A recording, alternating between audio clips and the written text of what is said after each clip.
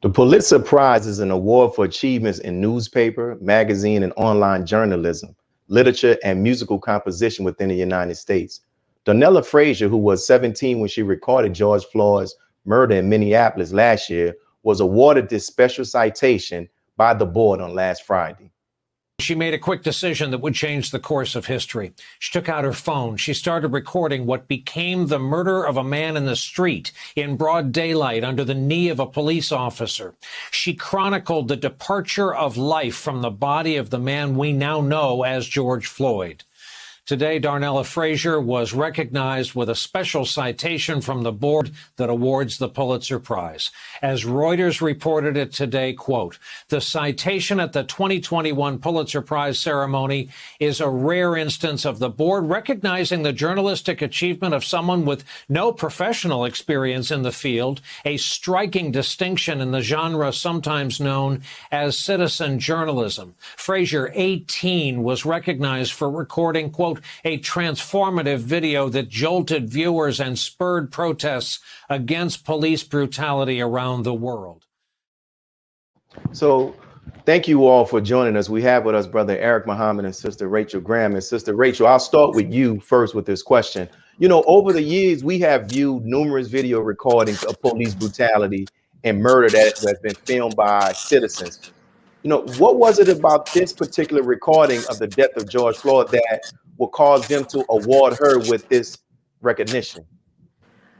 Well, first of all, thank you for having me on this afternoon. It's an honor to be with you all today. And what I'll say is that this is a continuation of what we've seen in response to the murder of Brother George Floyd, in that this is not the first murder. But it's the murder that turned things on their head, if you will. I would offer that also this is probably the first time that a piece of film single-handedly was the hinge upon which the door of the verdict swung. Had she not have documented his murder, and had that film not been available, I think we could probably assume that this verdict would have gone a very different way. And so I believe those two things together made it different. I've got some feelings on the award in and of itself, but in direct answer to your question, I think that's what made it so different.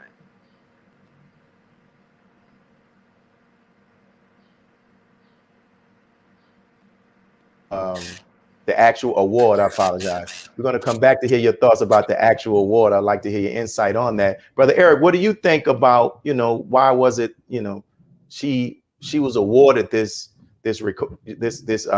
award? Pulitzer Award. You know, I don't know why she was awarded it. I'm like my sister, you know, and want to get into her thoughts and going down that line. But I would say this. I'm sure our young sister is honored by the Pulitzer Award. But this reminds me of the Most Honorable Elijah Muhammad's words in The Message of the Black Man when Dr. King in 1964 received the Nobel Peace Prize, and he quoted, he would have honored himself and his people if he had refused the medal.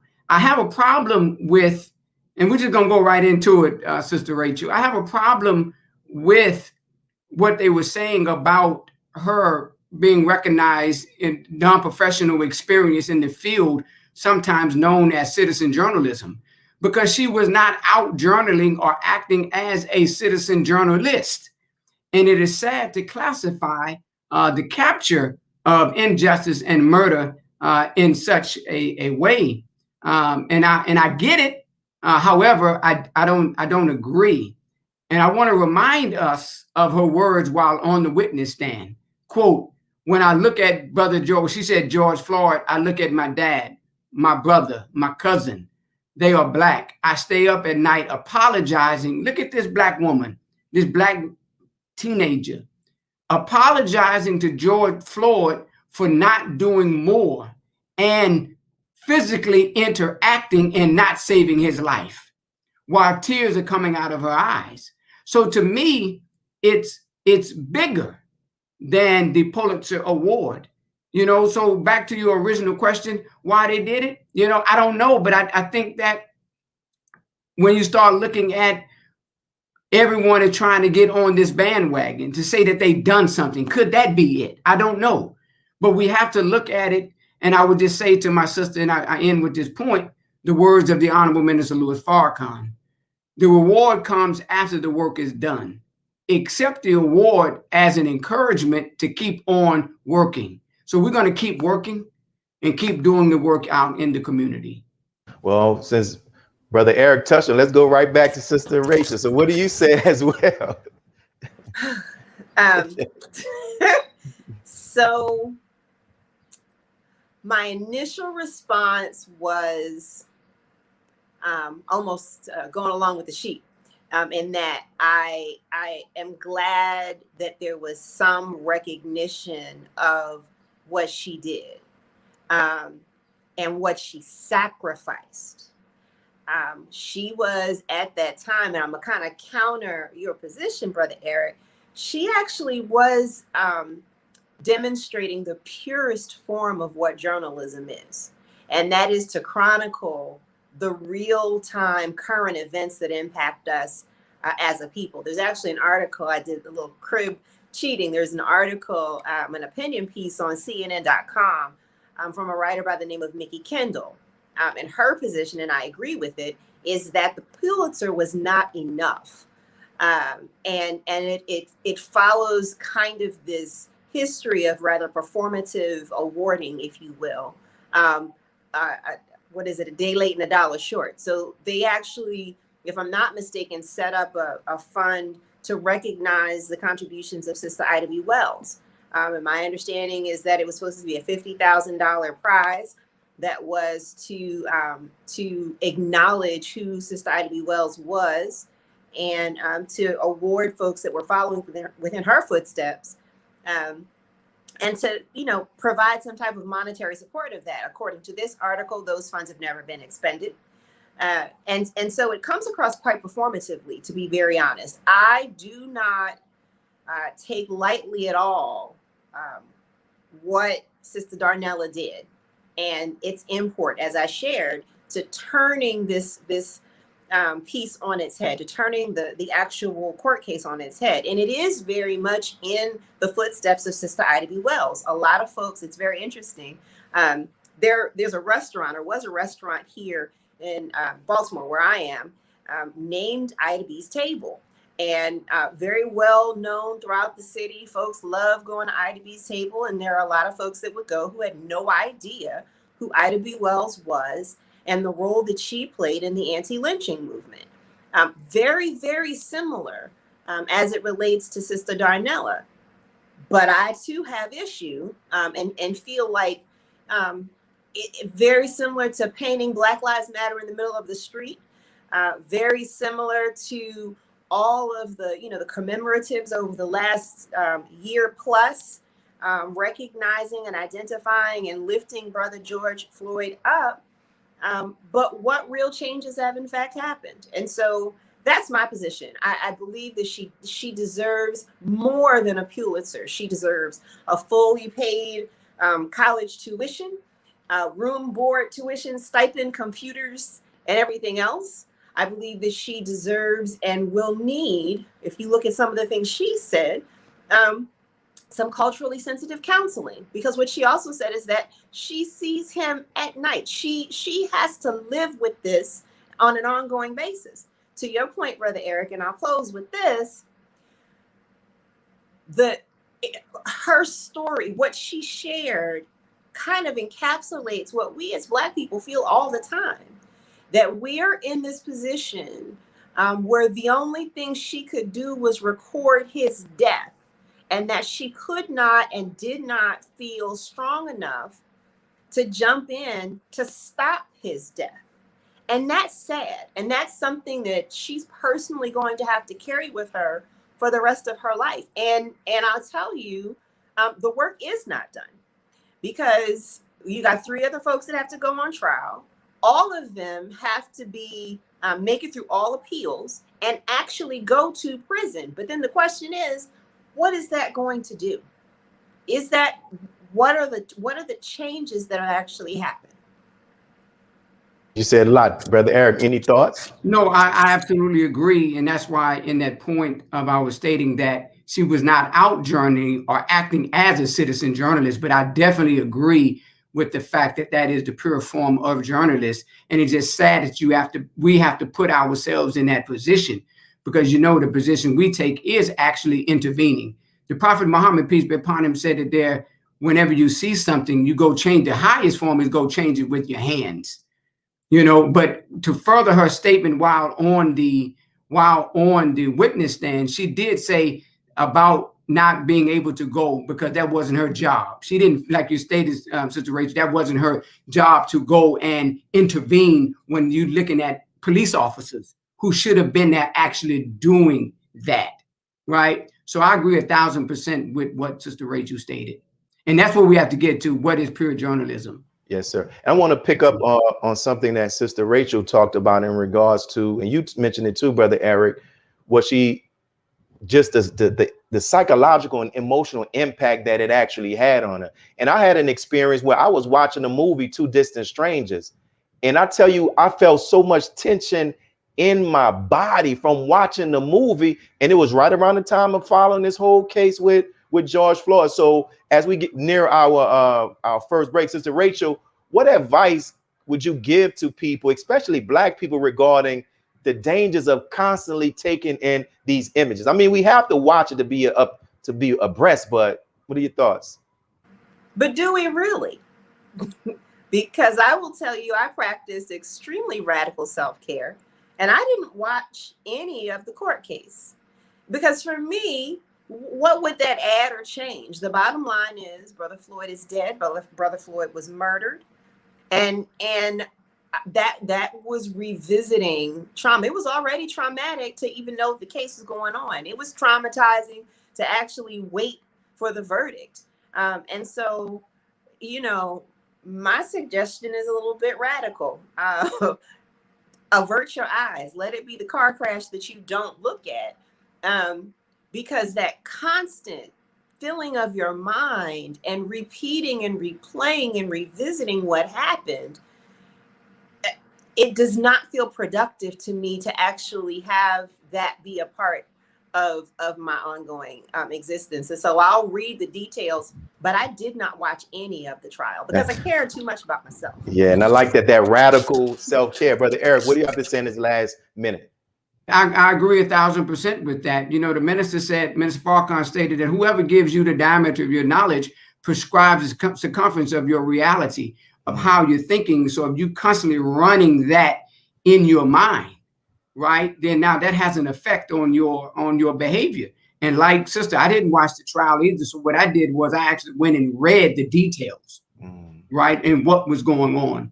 And, you know, and we have to get into reading and really looking at what is actually being said, you know, versus listening. Because a lot of words they say, we actually clear those words, define those terms. But when you're reading, you have an opportunity to look up words and see what is actually being talked about or discussed. So I agree again with our Thank you all. So we're approaching our next break. So we're going to pause for some announcements from our sponsors. But when we return, we're going to talk about the United States Congresswoman from Minnesota, Sister Ilhan Omar, and her comments on Israel and the United States that received a lot of backlash when we return.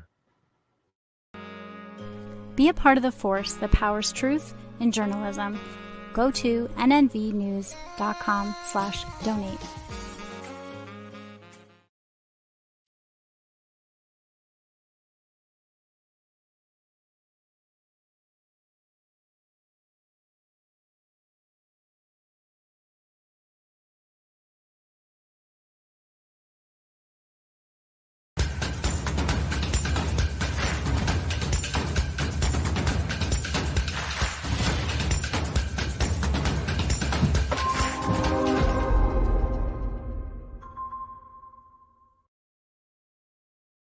worldwide, 24 hours a day, 7 days a week. Download the Final Call Radio app and take us everywhere. On your phone, on your computer, on your tablet, on Instagram, Facebook, and Twitter. You can also log on to finalcall.com and click the Listen Live button, or finalcallradio.com. Final Call Radio, the official voice of the Honorable Minister Louis Farrakhan and the Nation of Islam. Please share your thoughts with us in the comment section below. Follow us on social media at NNV News, and please subscribe to our YouTube channel at National Network View. I am Anissa Muhammad with NNVnews.com.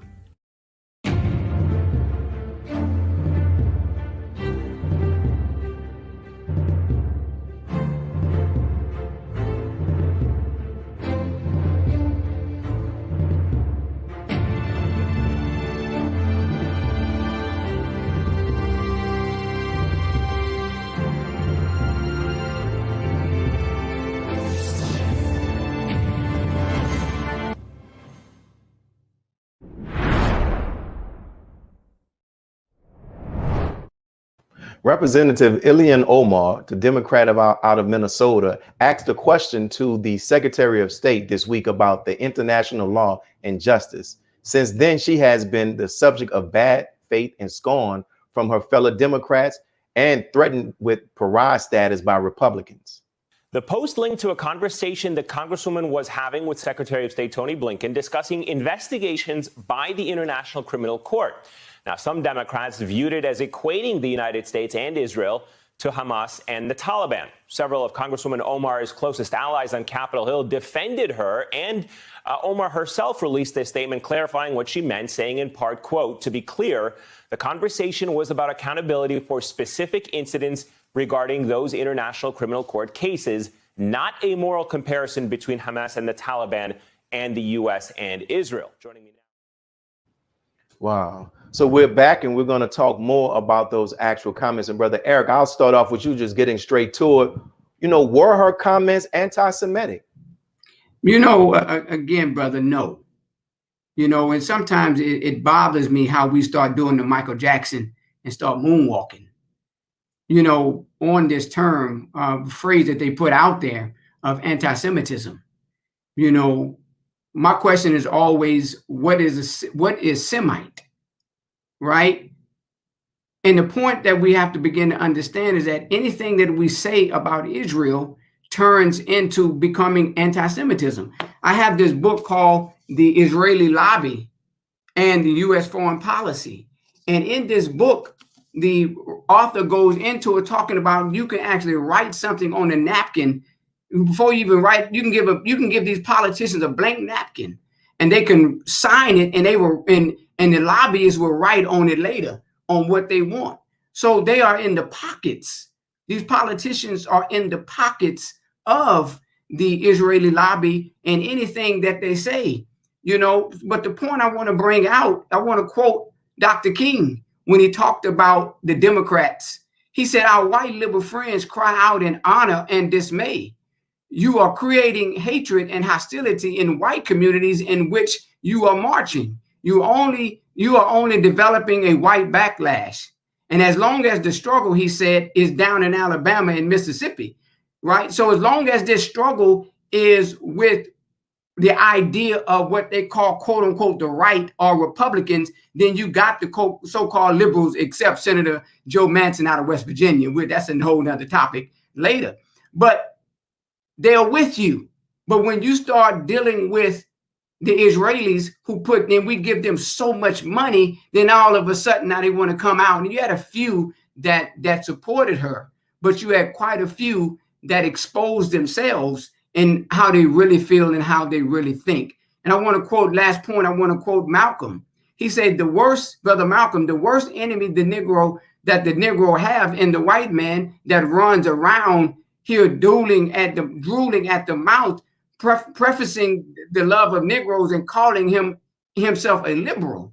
And it is following these white liberals that has perpetuated problems that Negroes have. So I know she clarified what she meant, you know, but you can't Think about it. And I want to give it to my sister, but this is so dear to me. You know, I love politics, but I don't have the attitude to sit there and listen to that garbage, right? Because when you think about Hamas, and they were in the mosque, brother, making prayer during the month of Ramadan, and the Israelis officers went in and was kicking the man while he was making salat, brother. So just as Joe Biden said that Israel has a right to defend themselves, the Palestinians, along with Hamas, has a right to defend themselves. It's not right. And it's totally injustice. And the Palestinians are the real Semites. So the question is, no, it wasn't anti-Semitic. She stood up on what was true. And our last point, and I'm glad Sister Congresswoman out of Detroit, Michigan, Sister Rashida Tlaib, met Joe Biden at the airport and called him out. I love the Gang of Three, AOC, Ilhan Omar, and Rashida Tlaib, man. I love these black men. May God Allah continue to bless them. I'm done. And that's what we'll do. And Sister Rachel, if you can talk about just your thoughts about were her comments anti-Semitic, and even share your thoughts about how what they call them, the squad, came to our sister's defense. So I was waiting on Brother Eric to all the way clarify the difference between being anti-Semitic and being anti-Zionist. And to be very clear, you touched on it at the end, who the Semites are, who those who currently identify as Israeli are, and understanding the difference. I will say no. I don't think that her comments were anti-Semitic. I feel that, and I'm about to catch all manner of hellfire over saying this, but I gotta say it. That we have a tendency to believe that the abused cannot abuse. And so I never want to take away from the fact that, yes, the Holocaust happened, 6 million Jews were murdered. Okay, that does not indemnify them from being called to the carpet over the things that are happening in Palestine. Historically, there's actually a meme, I was trying to find it before we came on, that demonstrated what we're dealing with as it relates to the territorial dispute over Israel and that space that's going on. And it showed that the space that's being debated originally belonged to the Palestinian people. And how the Israelis came in, and there's a picture of a human and a dog. Not my analogy, but that was what was presented. And you have your puppy and he'll crawl into bed with you, and at first they're sharing a certain space and they're ensconced in that space, and by the end of the night you're on the floor and your pet has taken over your bed. And that was the way that it was described as to what this dispute is about. Congresswoman Omar made some statements, and she was speaking truth to power. The United States has done awful things to people, awful things. We just got finished commemorating what happened in Tulsa. That was state-sponsored violence and murder of a people. It was state-sponsored. That airspace is controlled. There were bombs that were dropped on a city of Black people. And so, yes, there are atrocities that the United States has visited and still visits, because we just got finished having a conversation about the open air murder of a Black man by a police officer. It's still happening. She clarified what she meant by her statement, but unintentionally, she called to light a very real reality that's going on. The United States has done awful things to people. Israel is doing awful things to people. We don't have to take it as far as a conversation between Israel and Palestine. Let's talk about what they've done to Black Israelis. Let's have that conversation about, I think this year is the first year that Miss Israel is a Black woman, and people are like, Black people in Israel, you doggone Skippy, we were there first. And so let's have that conversation. But like I said, we have a tendency to think that those people who have committed violence and have been victims cannot be called to the carpet for re-victimizing other folks. And then it's kind of under this cover of, well, they have the right to. And it's like, well, okay, well, who was there first? Like let's really have that conversation. And then I'll close with this, and I know you asked me this very direct question. Mm-hmm. I say go ahead to the Gang of Three. And it's interesting. The squad is actually more than 3, it's 4, because you have got to include Sister Ayanna Presley. She just was not in the conversation, but she's a part of the squad too. And I love that. I love that you have this progressive group of women who do have a tendency to not want to follow pecking order and tradition and things of that nature, who came to the support of their sister and spoke truth to power in a way that is going to be absolutely necessary. I'll close by saying the thing that's very frustrating, however, is that some of our brothers and sisters who are members of the Congressional Black Caucus have a tendency to tell the Gang of Three or the Gang of Four they need to sit down and wait their turn. And I'll close with that. Wow. Well, Brother Eric, since she opened that can of worms, I'm gonna give you the option and we'll come back. I wanted to ask the next question. It appears as if only a select few of countries have the power to determine what countries are considered to be political organizations are considered to be terrorists, right? So you can talk about that, or you can talk about what she mentioned about how members of the Black Congressional Caucus kind of, they become like sheep. Either one. Yeah. So when you look at, brother and sister, the American foreign policy stems out of America's domestic policy. And when you begin to look at America's domestic policy and how people are treated here, when looking at how certain segments of the population are treated here, then you can look at the foreign policy and see how they are treated there, right? Where the Israelis were saying that the Palestinians are not even a people. Just asinine. Right? So you have a scriptural argument. So this is why the Honorable Mr. Farrakhan said, who are the real children of Israel? So you have a scriptural argument that they say that they are the true Israelites. Right? But however, when you dig deep into it and you begin to see that the Torah only goes back 6,000 years, and you have the language of Hebrew or ancient Aramaic goes beyond 6,000 years. So when we begin to understand and look at this, you cannot be the original Hebrews, right? Because you come from a people that speak Yiddish, right? So when we began to expose all of this and you started giving historical data, historical information, then now they begin to say that you are anti-Semitic, which really is a cover. Because the scripture also says that one day that the cover will be removed. And then how do they make that cover? Then they clothe themselves back in the garment of saying that they are natural people to that particular land, that God said that the land is theirs, which is in the scripture, but they're not the original Jews. So that's a conversation I believe that we have to continue to have. And there's 1 minute, Sister Rachel. Can you add some more about the Congressional Black Caucus you want to share?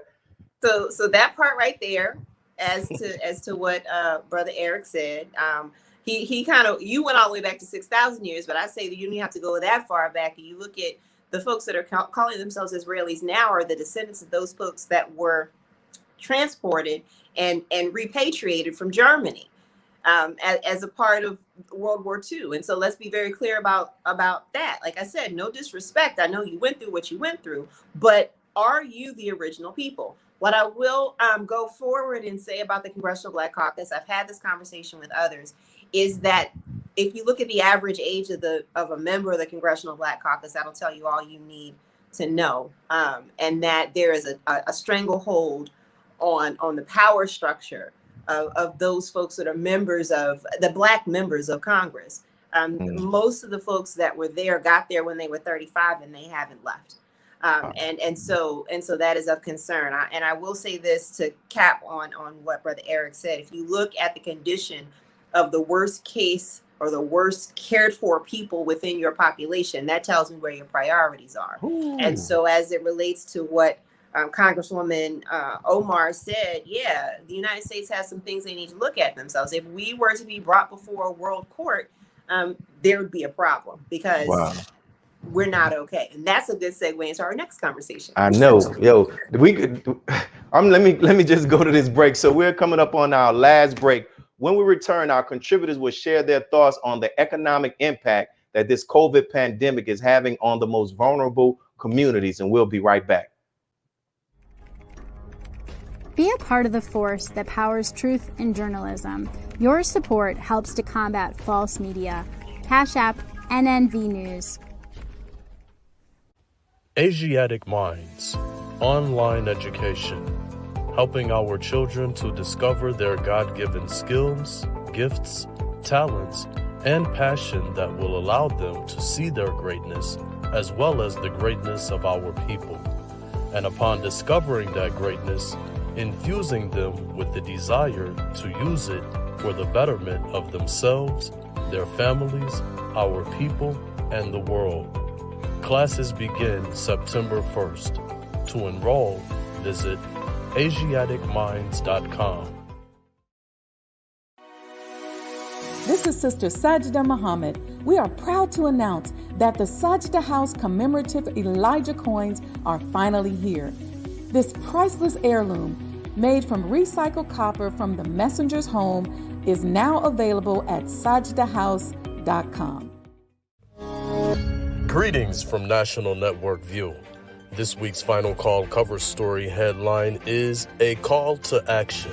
Children's Health Defense files petition for Food and Drug Administration to remove experimental COVID-19 vaccines from the market immediately due to reports of more deaths and injuries. This FCN volume number 36 edition middle page article is a message by the Honorable Minister Louis Farrakhan entitled, Blacks must no longer be a consumer nation. We must change to survive. To read more, subscribe to finalcalldigital.com and tune in to the all-new Final Call Radio. This is the nnvnews.com Final Call cover report.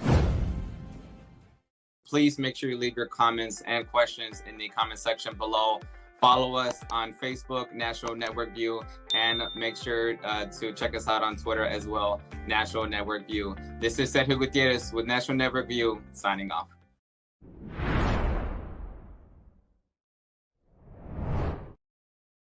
Low-income Americans are bearing the brunt of the effects of the COVID pandemic. Cities like Detroit are already facing a steep economic, racial, and inequalities and have emerged as a virus hotspot. Families are struggling to fulfill their basic needs and access to vital information about the pandemic, not to mention the nonprofits who are being affected by this as well. Detroit, already facing steep economic and racial inequalities, has emerged as a coronavirus hotspot. Janine Kane is a mother of 5 on the city's east side. My husband actually was laid off immediately as soon as the pandemic started because he works in a restaurant. And I was working 2 jobs and I was laid off from my second job. Kane's worried whether she'll be able to keep her job as a home health care worker, the family's only remaining source of income. We're going to still have to operate as if we have the bare minimum. She's also concerned about her family's safety as tensions run high in their neighborhood. The neighbors have been fighting each other. It has not been easy to, just explain to the children that a lot of people are coping with this pandemic in different ways.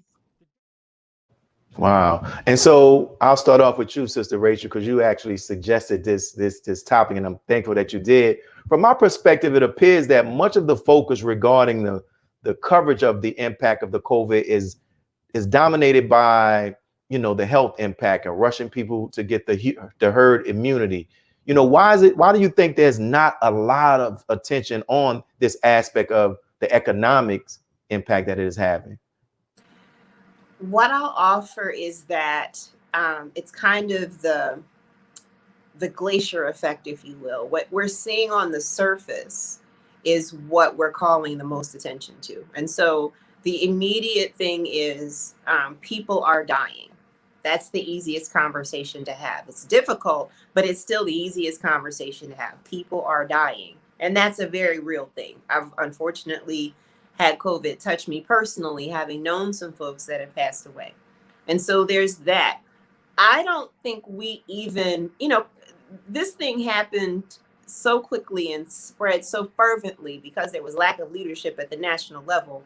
I think that it was overwhelming, that it was kind of this living in this crisis response mode. I don't think people have actually sat down and done the math to realize that our economy is severely unstable right now. You have entire economic sectors that will disappear. There has been some conversation as it relates to the impact that the pandemic has had on the childcare provider sector here in Baltimore, and the work that I do with the nonprofit that I serve. We've been lifting that conversation up.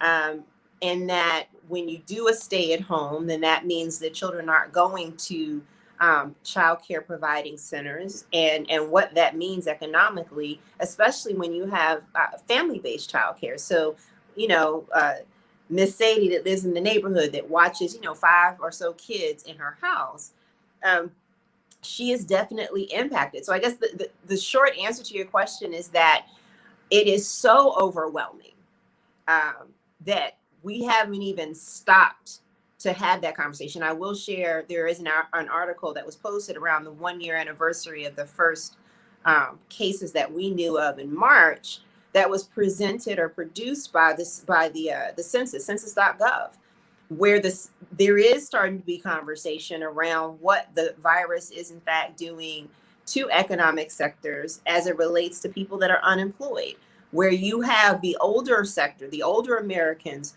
who are making up a large number of the cases and the deaths.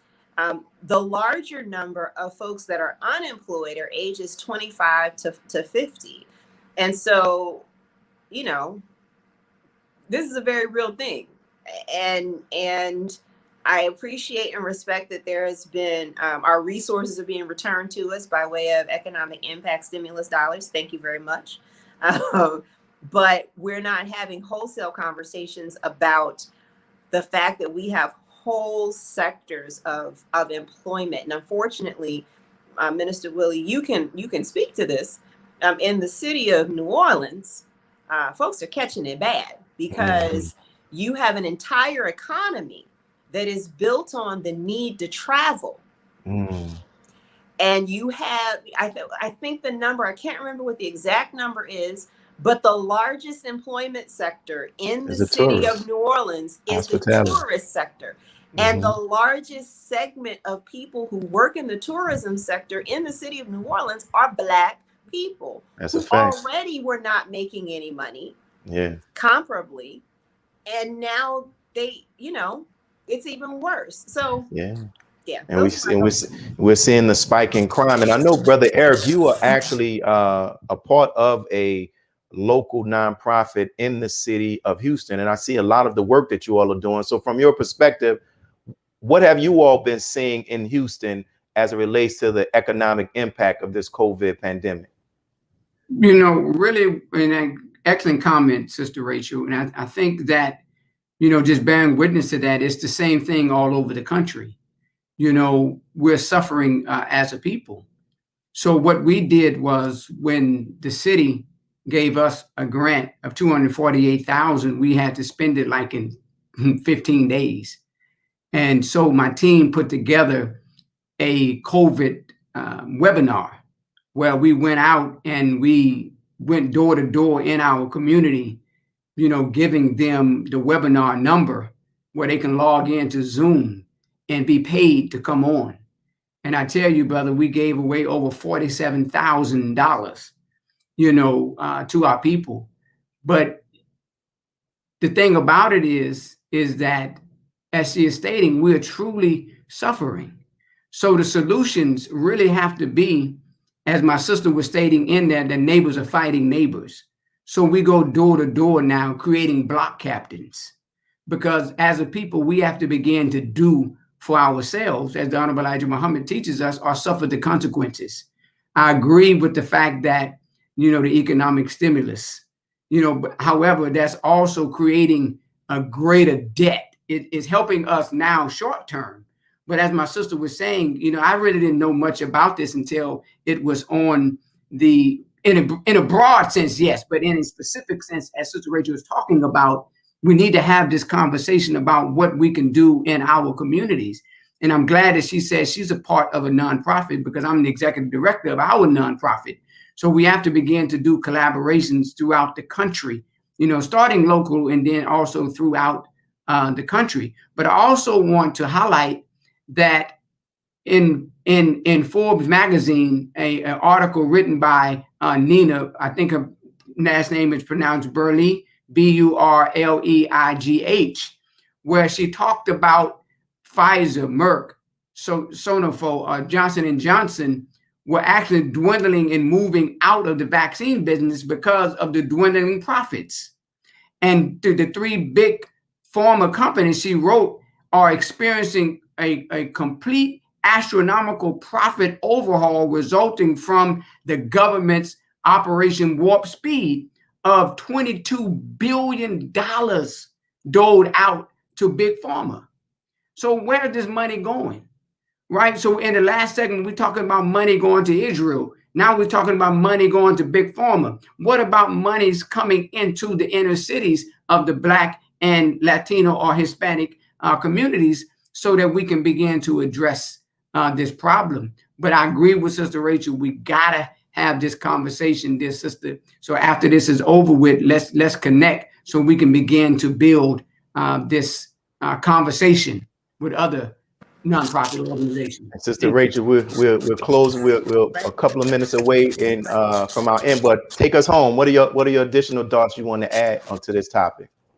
I will add that there are people out there who use the pandemic as an excuse to visit violence on our folks. And so one of the things that's happened is that you've seen the eviction moratorium is going to be running out in the next couple of weeks. Landlords using that excuse to kick out folks, to raise the rent and look to gain more money. The other thing that I would say is that this is a unique opportunity for Black-owned businesses, particularly restaurants, because there's a lot of vacant real estate out there. So far as commercial spaces, that's going to become available. And so I agree with you, Brother Eric. We need to get together and find some solutions for self-sufficiency out of this situation. Commentary. Thank both of you on your commentary. Was amazing. I know Brother Eric, it comes on monthly. About Sister Rachel, if you can, this, what is this, the second or third Monday of every month? It will be you all, and it just dynamic. So we thank you all for tuning in. We also thank our viewers. Make sure you subscribe to NNV on YouTube. Make sure you follow us on other social media platforms, and comment as well as it relates to the commentary that you've heard, and share the video. So this is your brother Willie Muhammad with National Network View. Thank you all for joining us today. Be a part of the force that powers truth in journalism.